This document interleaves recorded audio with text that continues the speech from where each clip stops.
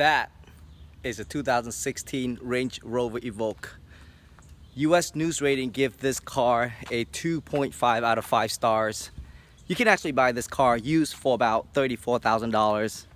However, I will really encourage you not to buy this car because of reasons that I'm going to share with you right now. So one of the main reasons why I don't really like this car is because of its quality control issue. So let me show you one of the issues that I currently notice in this car, and that's the strip at the B pillar. It fell off on me actually as I was driving to make a video. So that is one of the issues that I just noticed while I drove this car. And when driving on the freeway, it actually makes, I just tucked it back in as you can see. When driving on the freeway, it makes a really loud, annoying rattle sound.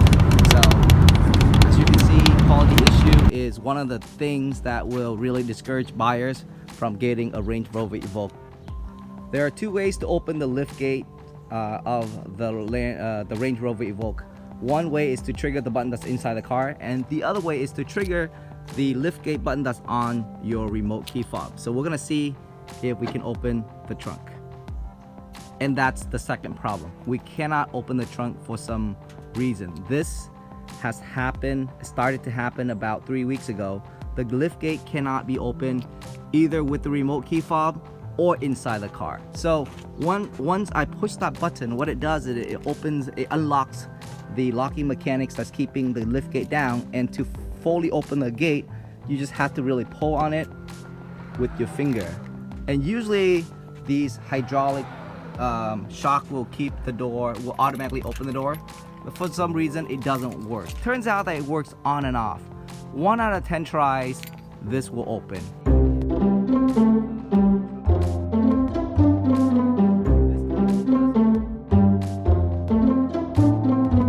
But besides that, that has a major problem.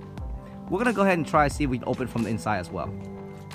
I'm now gonna go inside the car and I'm gonna see if I can open the lift gate from the inside of the car. So this is the lift gate, which is in a terrible position. I would prefer it to be somewhere up here. So let's see. Pushing that button. Okay. I hear this really big thumping noise, but the lift gate does not open. As you can see, it stayed closed. So I'm gonna see if this closes the button, the door. That does close the door. Let's try it again. Will it open if I push the open button? It does not open. Now coming to my second issue with the Range Rover Evoque, and it has to do with the back seat. So here's the problem. If you have a child seat in the back and you're loading your child into the seat, it is very likely that you're gonna rub your knee against this tire, or you're gonna rub your whole leg against this tire like this. Okay, this is a very common issue, and because of that issue, I have lost 2 nice pair of jeans, which cost me over $200 because of that issue. So I think the wheelbase on the Range Rover Evoque is actually shorter than a lot of the Land Rover cars that they make, or SUVs that they make, and because of that, this is also a huge problem. Okay, you're very likely to rub your feet against the wheel, so be very careful of that. Now we're still talking about quality of the Range Rover Evoque, so let's go inside and look at other quality issues that I've noticed in this car. And perhaps you might have encountered my other video where I discuss why you should never buy this car. And one of the issues that I pointed out is, of course, this sunglass holder. And as you can see, the last time I pointed out this issue, I'm able to actually open it, but after a few attempts of trying to close this sunglass holder, it is now jammed and it would not open anymore. Again, this is a 2016 Range Rover Evoque that originally cost $50,000. I don't want a problem, something so simple like this, to happen to a $50,000 car, but it does. One thing I found really nice about this Evoque is the ability to just walk up to the car and have it automatically open, which this is their keyless entry. So you walk up to the door and you don't have to push any button or anything like that. It just, once your hand is in the handle, it just nicely unlocks and you can easily walk inside. A very, very nice, convenient feature. You can do this to any door, not just the front driver door. As long as you have your hand in the handle, it's gonna sense that you want to open the door, and because you have your key, it authorizes you to easily enter your car. Now once you're inside this car, the cabin is actually pretty nice. It's actually not too bad. The seating is actually pretty comfortable. It has a couple of bolsters that really kind of hold you in place for the rugged and the terrible ride that this car is gonna take you through. So with just about 16,000 miles on it, as you can see, today is the first day of 2018, so happy New Year's to you guys. Before we go on to performance, let's talk about maintenance. Similar to any luxury cars, this car will cost you about $200 for an oil change, and I would advise that you actually get your oil change done at an independent mechanic if you have to, because it's just they'll just rip you off.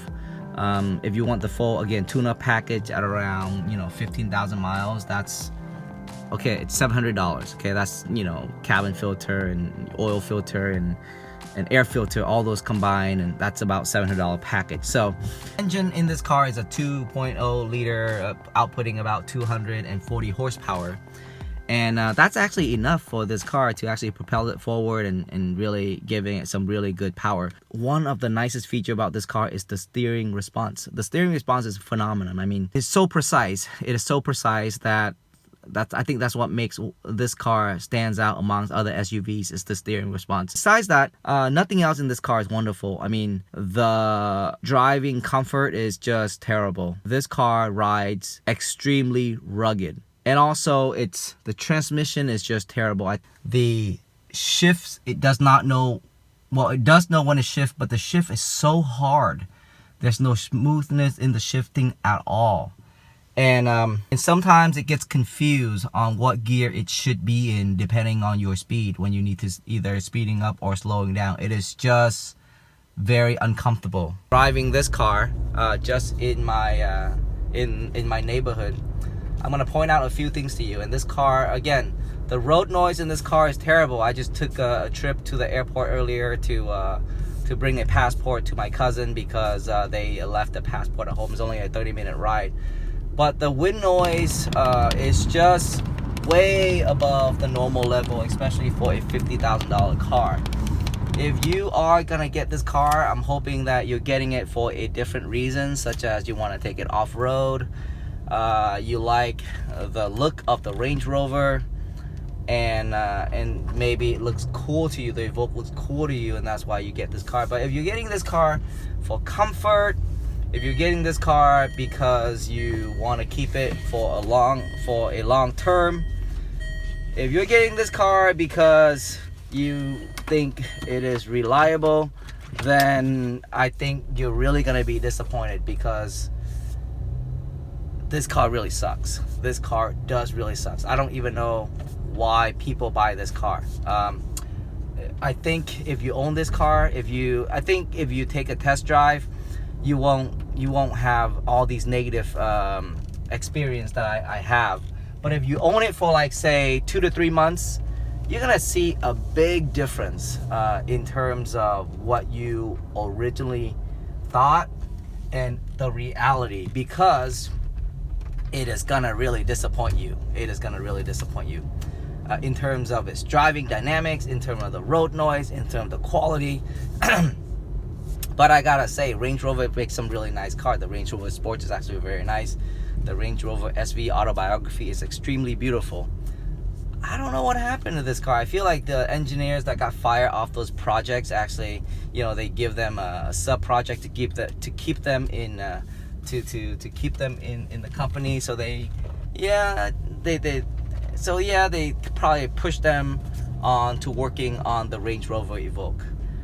So at the end of the day, I really like Range Rover as a brand. I think they have great design.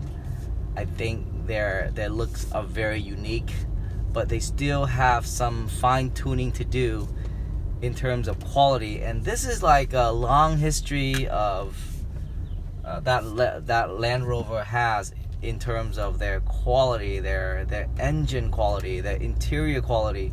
They're very unique, they're very special, but they don't last very long. And again, this is a 2016. It's only been like a couple of years of owning this car, and I feel like this car has been around for 10 years. If that's how bad the quality is.